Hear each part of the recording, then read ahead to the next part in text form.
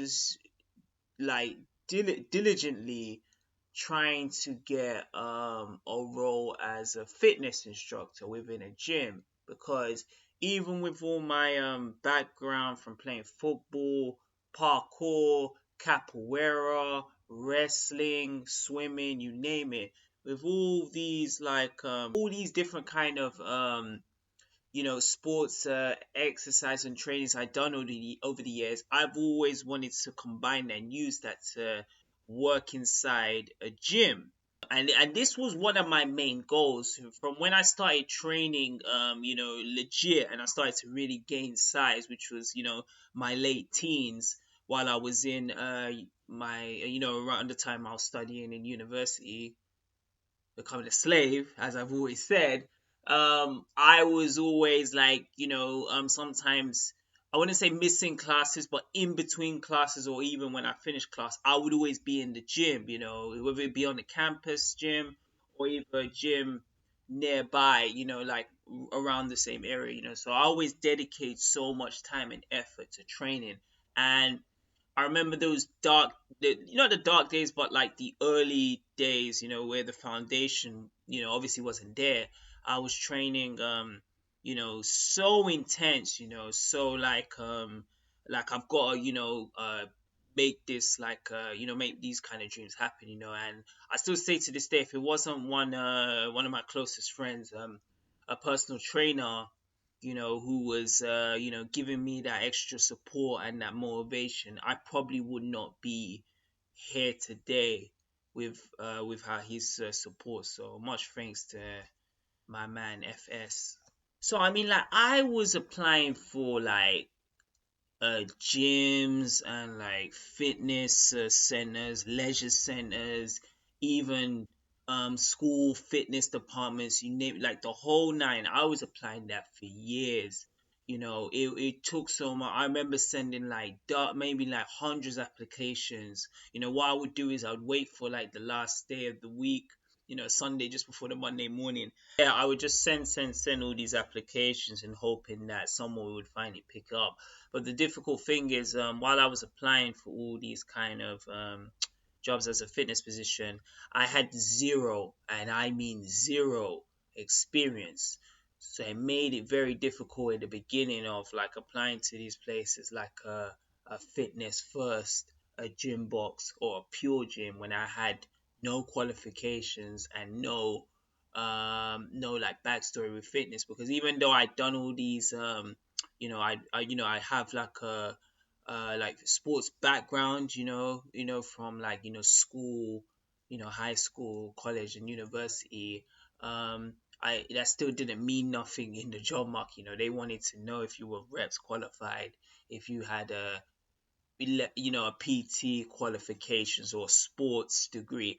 And it was very difficult because when I was in University of Westminster, I studied media, so it was a very kind of difficult transition of like, I try and balance the sports and entertainment side. Like I'm a big devoted follower of like, fitness. I've watched extensive videos of like Arnold Schwarzenegger, um Frank Seppi, Michael Hearn, Clark Bartram, Frank Colombo. I've watched Pumping Iron, so I'm a big fan, and that obviously led to my love for like professional wrestling. So I'm a big fan. The Rock, Chris Jericho, CM Punk, you name it. And then on the flip side, I'm a very big fan of like the media and the entertainment. I love like television. I adore television. From back in the day when I used to see like Cartoon Network on my TV screen. My dream when I was originally young was to, work for a Turner Broadcasting. It was Cartoon Network, Toonami, and all that. So even when I was really young, I used to draw pictures and ideas, concept designs, and send it to Cartoon Network. And sometimes they would give me a response back, but they would say like, when you get older, we would have a job waiting for you. But Turner, I'm still waiting for that job. Through all school, I was this creative kind of like media person. Then as soon as I like kind of like wiped my hands with university, I went into the sports and kind of fitness region, which I'm telling you, man, it was very, very difficult in the early days.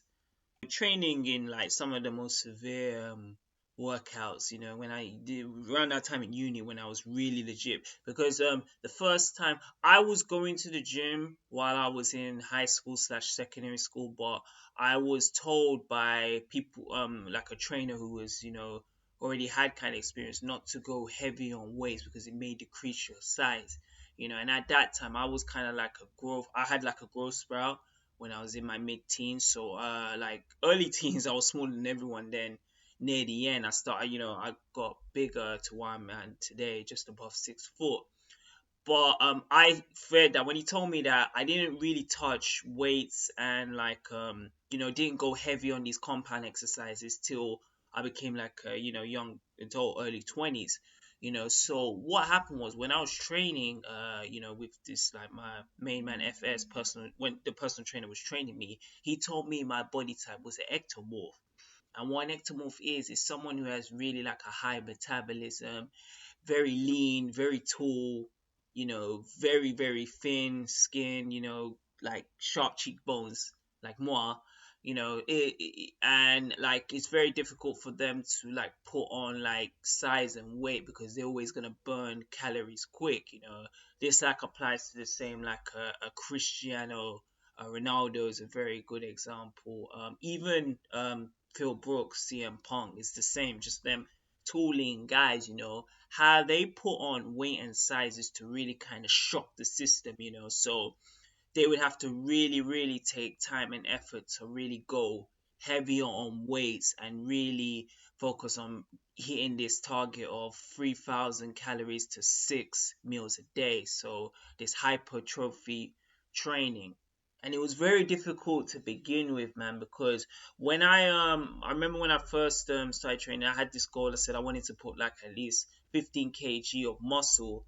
It didn't go quite to plan because I made the mistake of like I would go to these fast food stores like KFC, and I think one time, literally a week, I just went rinsed out there for a week, and I just started to just keep eating all this like food. It was like I was forcing the food down, just to put on size. And near the end of the year, when I did like a full year of training, I did put on size, but some of it was more fat than muscle. So people were noticing me like, wow, you're getting bigger. And it's always funny, because when I actually did start training, I did put on my size, because I've had such a slim frame for the majority of my life. People automatically think you're on steroids, the moment you start to put on size and get jacked up, and I think a lot of people don't take time to see like what you have to do to get to this kind of physique. There is literally blood, sweat, and tears, man. Like, man, I remember one time, one of the first times I did the deadlift, I blacked out. Or even one time I was training with my uncle and I was doing ab crunches as a warm down, I end up regurgitating. So it's a lot of pain that it takes, to be a champion, as Arnold Schwarzenegger has always said. So like my plan was to basically before I get into a gym, I need to obviously get in the best physique in my life, because what it is with these fitness centers, like it's kind of like sometimes you gotta look the part. It just helps as an advantage, not to say obviously everyone looks different in that, but it's like you're going into a realm where everyone there is in the best, visibly, everyone looks like, 10 out of 10, chiseled, abs over abs, 16-inch biceps. So if you're going in there as like just like just a normal dude, is not like that kind of larger than life presence, it's very difficult for these bosses of a gym to take you very seriously, so even like I said, it actually took me about, let's say, it took me almost 5 years to land my first position in the gym, and that was just, I wish it had become sooner, but looking at it back now, I'm actually glad it did take that long, because it made me appreciate all the struggle and fight, and now it's like I never take anything granted, I don't take anything for granted now. It's like it happened for a reason. Right, man. I remember the first day when I actually landed this position in the gym. I was so nervous getting there, but when I actually got into the place and had the interview with this sweet lady. I was so relaxed because even though I'd been waiting and pontificating this moment for this dream job to finally get a role in a gym, once I actually got in there, I was like, cool, I'm just gonna be myself. I'm not gonna try act like anyone. I'm not gonna try be Karen, not gonna try be Fernando. I'm gonna just be rich. So I went in there and I just spoke to the woman from the bottom of my heart. I spoke to her for my love for fitness. I spoke to her that I was in the Olympics. Love football. I love swimming. I'm a big like pro wrestling guy. So as I started to express my passion for fitness, she started to really engage in me and say like, wow, this is someone who really can be an asset and is not just here for the money, it's just has a love for like fitness. And it was really cool because it literally like I remember having that on the week on the first day I had the interview. Literally next Monday she said she had positive feedback and she gave Richie Rich the JOB, and I was like, yippee! What was so cool about this is I had so much pressure around me from, family and even friends that I needed to get, and I quote, a proper job. I basically was in this kind of fast food chain line of working of these kind of people. You've seen them now and there. They finish like they get this degree, but they kind of don't know what to do next. They spend so much time and struggle getting this piece of paper, but they weren't planning after. Where I already like sorted out my stuff in uni. I took the next 5 years to really focus and get myself in the best mental and physical shape to get this position in the gym. So once I actually got into the gym, that was like, a tick off my bucket list. Because in between those years from like, finishing my studies and getting this position in the gym, I had as you could check, I had so many like kind of like hustle jobs in between. I had all these kind of different side jobs that I was doing, but they was doing for me to help to get this ultimate goal within the gym, working in like, the retail stores, working as like a door-to-door salesman, working for charities. I did all these things with the main goal of, okay, I'm gonna work in a fitness center. And what was really cool is when I worked within these different places, I picked up so many different experiences and like how to interact with different people. And the most important thing is how to adapt to different situations. I think that's a key skill. Some of these people who literally got their degrees and then go into that work environment, they don't know how to adapt into different situations. Like for instance, I back in the day, I used to work in the library, and because of my kind of like fitness background, I was able to bring that towards the library. Whereas there was, I'm not going to say who, but there was one person who had got a degree in business, graduated, and basically was working in the library non-stop full time. So her thinking is completely different to my thinking. That one is more like I've got to do what the library says, this is my home. Whereas me, I was kind of like this kind of underground outsider, like, well, I'm working in this library for now, but I've been in different places that I can kind of do different skills. The library was never the be all or end all for me. So like as I got into the fitness center, it was really cool and it was really kind of an eye opener. How it worked is there was these two kind of different shift patterns. There was the one where you had to open it early in the morning, which was dusk, and then you had the kind of middle shift midday, which was near to the end of the day. So like first thing in the morning, then it would close like late at night. Where I was working was near, it was actually supported by the cricket ground. There was a cricket ground, and also the fitness center was above. So it was really cool. We were seeing like cricket players who would come in to train, and they would ask me for advice. The actual legit national cricket team, which was really really stupendous. Benefits were really cool. What was really cool was over the years before, it's like I had to, because there was times I was really, really, then 5 years before I got into the gym, I was really, really down on my luck. I was so broke. It wasn't Richie Rich, it wasn't the rich man, it wasn't the leader of the rich team. It was just regular brokey broke. It was them times where I had to make like of £5 last me for a week.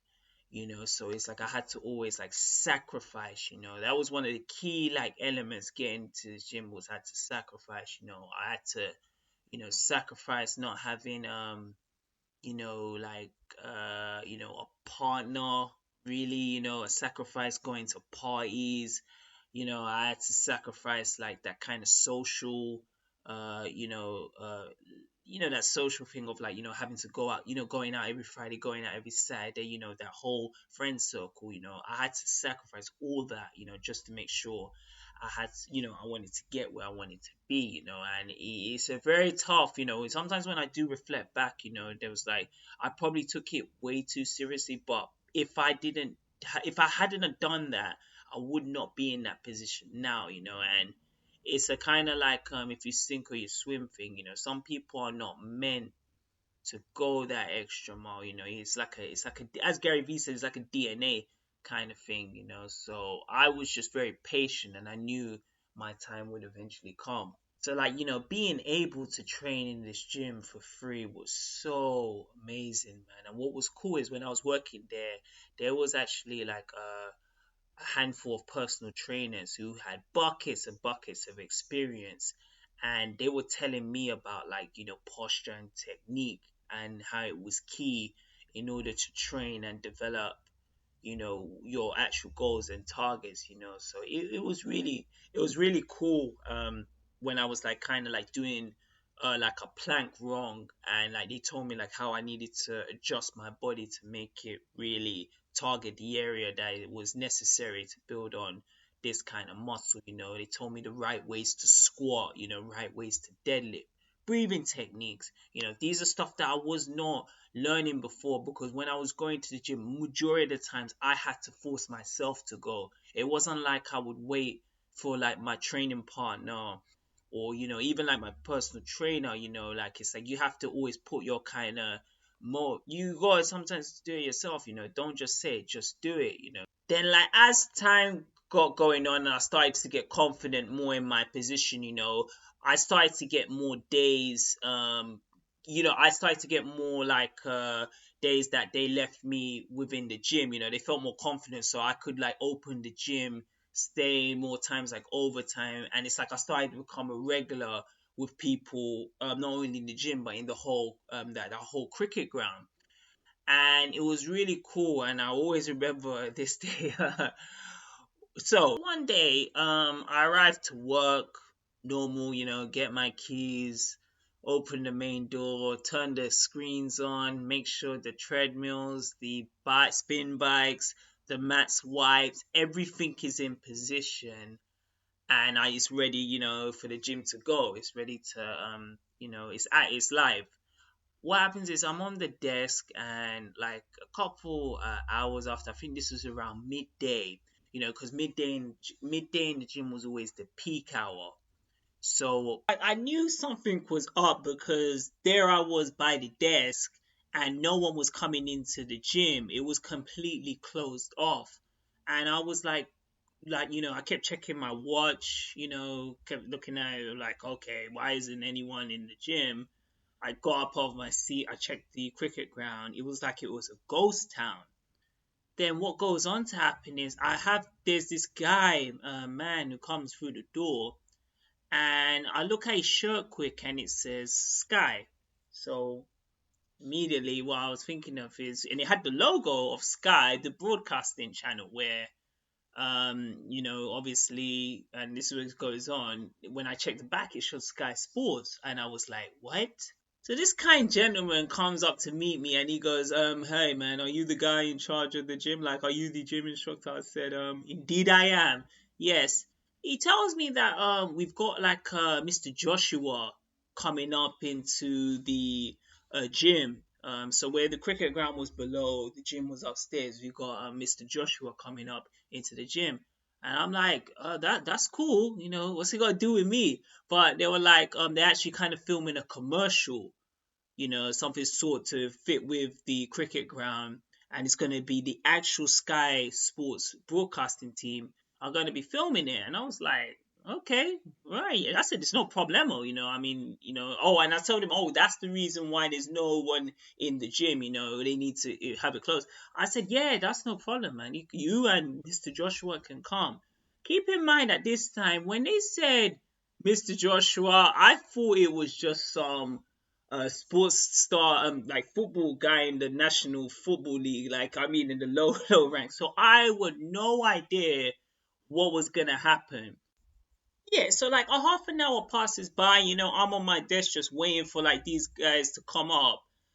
The gentleman who had that branded Sky Sports shirt, he comes up, and just behind him, I see this Hulk of a man.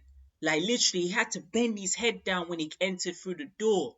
And I've been starstruck before. Like when I met Usain Bolt, that was like, cool. That was like, electricity, like, surrounding me. But when I saw this hulking man just coming through the door, I was like, that's Anthony Joshua. So like my G, AJ, Anthony, I'm gonna put Sir at the start. Sir Anthony Joshua, he comes in and his hands are probably two sizes of mine. He shakes my hand and it's like my hands were like just shaking. He says like, "Oh yeah, hi man, I'm Anthony Joshua." And I'm like, "Yeah, I know who you are." I said that in my mind, but I never said to you. I said, yeah, yeah. I'm like, yeah, my name's Rich. I work in the gym, and that he said like he was very clear. He's like, yeah, cool, bro. Like it's the punching bag. Like we're gonna be using that to film the commercial. Can you just set it up? At the moment he was speaking to me, my hands were just shaking. I was so nervous. I was like, yes, sir, because it was two reasons. I was so amazed that, the heavyweight champion was within my area. It wasn't the area where like, fans could take selfies. He was just there in a closed off environment.